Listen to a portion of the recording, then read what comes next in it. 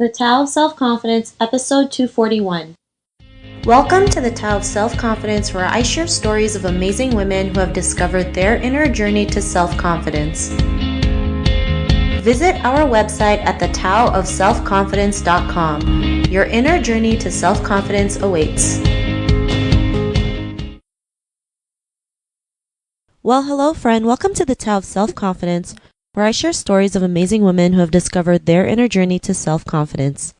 I'm your host today, Sheena Yap Chan, and today I have a phenomenal lady on the show.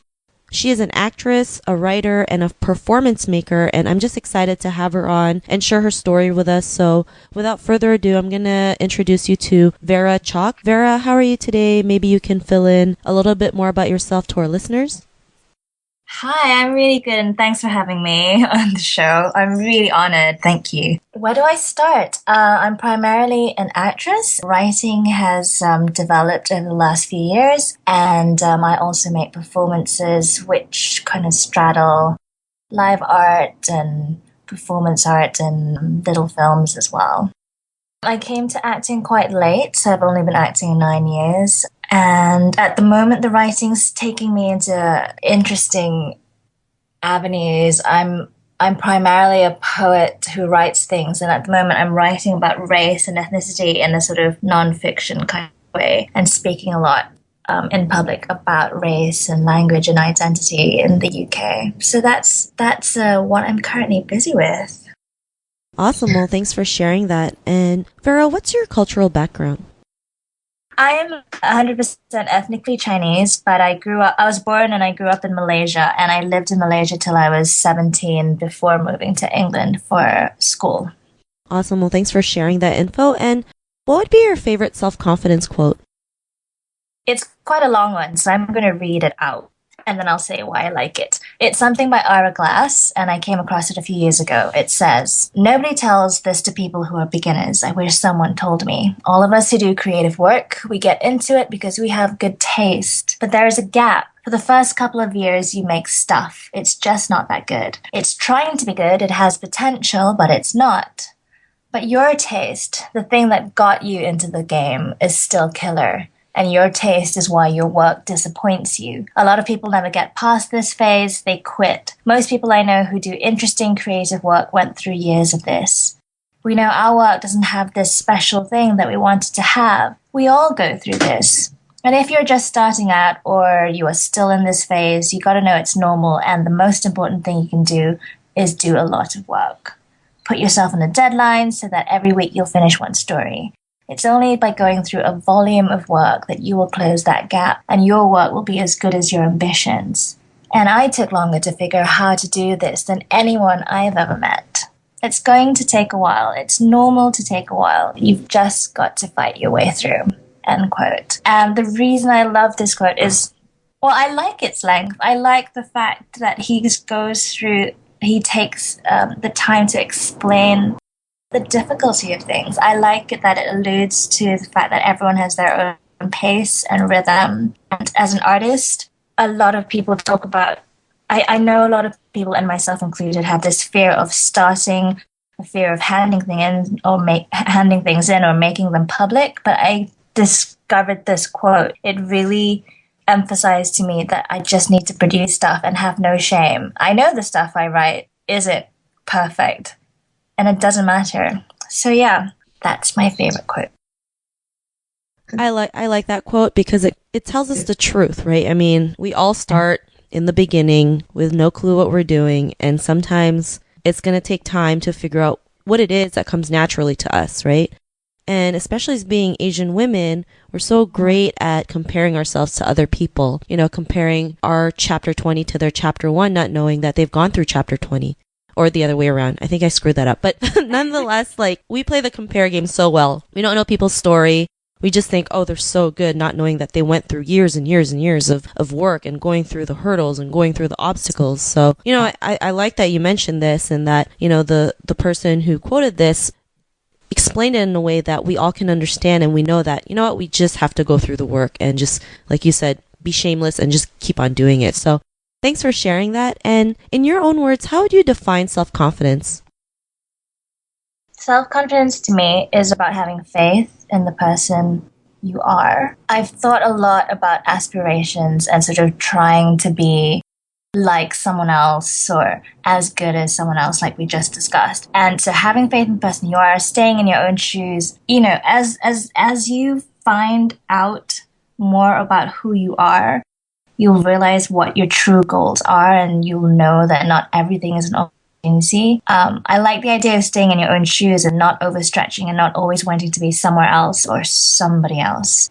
Confidence to me is about remembering that, you know, we're so harsh on ourselves. We can be so harsh on ourselves, and I criticize myself for not achieving a lot of things, but remembering that I have billions of victories, big ones, small ones, that I've already achieved, and that these achievements, these victories are specific and precious to me. I like the word victories as well. All these things that I'm saying, all these phrases have come from friends and they've resonated and stuck with me. The other thing about self-confidence is, the idea of the authentic self. And I think a few years ago, I would have probably pulled a face or groaned because it all sounds a little bit too touchy-feely or hippie, but it makes total sense now. There's no point being...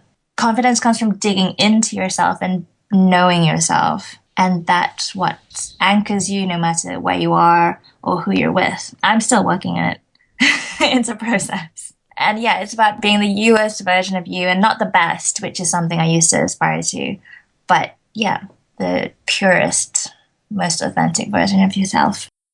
I love the definition that you mentioned. You know, we are our own worst critics, and I'm big at that. And, you know, I have to kind of make aware of myself that, you know, you have to be also good to yourself and stop, you know, self-sabotaging and over-criticizing who you are, because in the end, we have to learn to love ourselves. So, you know, love the definition that you mentioned. And Vera, what was your life like before your discovery of self-confidence? I was chasing achievement. And the thing that's popping into my head right now from the quote and from your question is this idea of shame. And the flip side of that to me is being completely comfortable with making mistakes. As a performer, I was lucky enough to discover clowning and that kind of performance style. So not in a kind of, circus, red nose kind of thing. It's a very specific type of training where failure and mistakes and shame are actually positive things. And so before I discovered self-confidence, if that was the question, I chased opportunities. I really believed, or I really thought that achieving things was what defined me and gave me worth as a human being. And I was in hyperdrive. I was working so hard and generating all these meetings for myself. I believed that because I work in the arts, I had to be a self-starter, but I took it, it was quite extreme. I feared that if I wasn't online, I would cease to exist. And it wasn't until I was stuck on a job in the countryside for a few months, I realized, it sounds so obvious, but I realized that the world didn't implode. And I didn't leave any time or space to absorb or learn or to build on what I was doing. So I achieved a lot, but I didn't have time to process. And so I burned out. I guess I had a breakdown, and because I was overstretching myself and using events, and I was really upset about relying too much on my friends or asking too much from them. I was upset that I would disappoint them if I didn't keep achieving. Yeah, it was a tough time.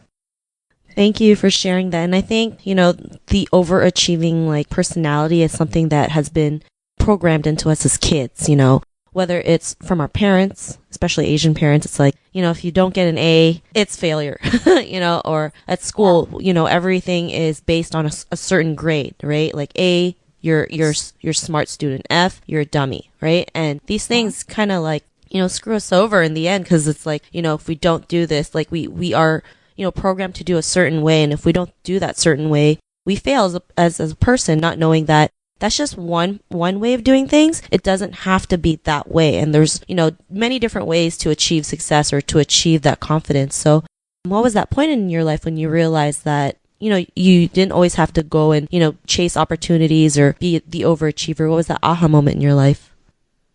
I don't think I had a single moment. I remember key events and key discoveries. I mean, having a breakdown. And when I say breakdown, I mean, I had a really bad sort of spell of depression and anxiety and panic attacks. And when your body gives up on you, it's a good wake up call. And I didn't mention this before when I was talking to you, but I asked for help. I found a therapist and I was just talking through things. And this idea of defining my worth through achievements was kind of replaced with the idea that if I value my friends because they're wonderful people, not because of their achievements, why am I being so hard on myself? And so that was the beginning of like shifting the way I thought about where does value come from. I find that as an artist, because it's not success is not as easily quantifiable as, when you're at school and you can get grades.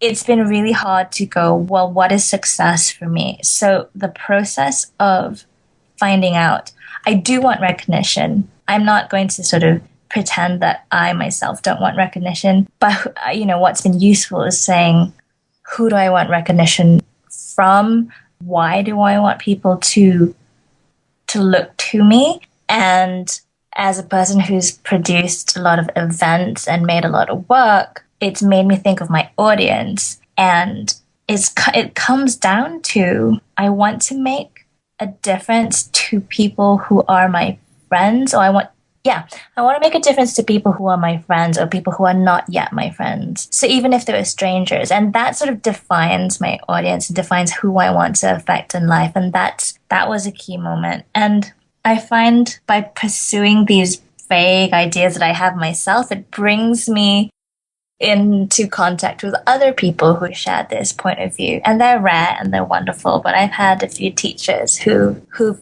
said these words back to me, and that's helped validate my point of view. Awesome. Well, thanks for sharing that. And, I'm glad that you went deep down to like the core and figured out, why you were doing certain things, right? A lot of people don't realize they have all the answers within them. It's just they're asking the wrong questions, right? You are asking the right questions to yourself.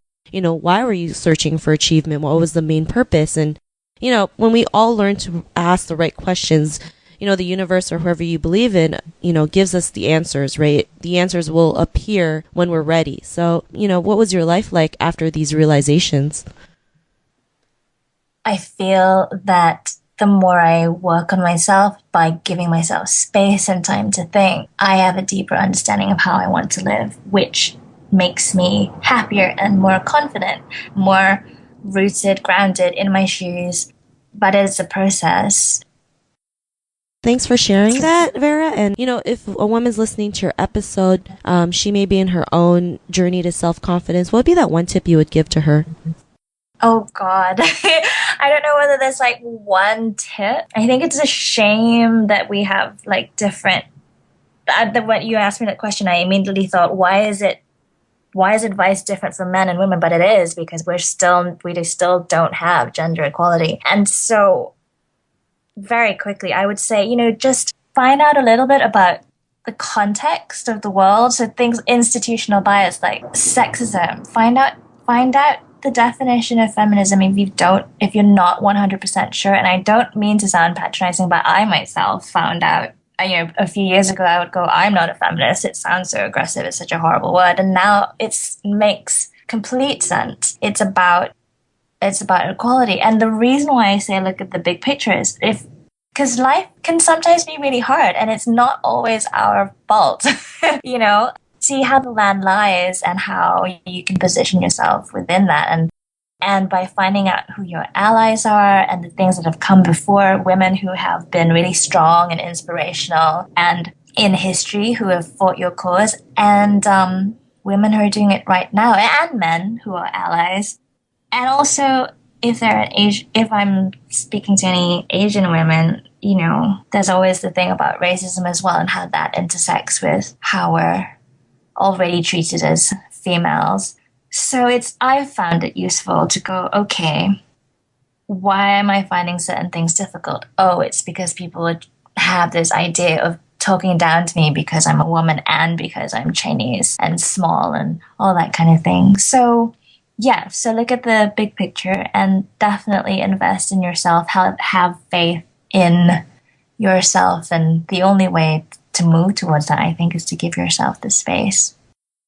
Thanks for sharing those tips. Those are great. And it's great that, when you look at the bigger picture, it totally just makes sense. Thanks again. And if our listeners wanted to connect, get to know a little bit more about you and what you do, is there any links or social media profiles we can connect with? Oh, yeah, sure. My website is verachok.org, and that takes you to my writing and things that I'm involved in. I do have a book. Well, no, I haven't written a book, but I've written for a book that is really interesting, and I really believe in it. And The Good Immigrant is specifically about writers of color sharing their experiences of existing in the UK. And they're really tough pieces of writing, really beautiful. And I've learned so much from reading these pieces, because I think everyone generalizes. It's very hard to always put ourselves in other people's shoes and really understand their points of view. But the point is that we all have our stories. We all have our journeys. So I would recommend this book. You can find it. It's quite a tricksy website.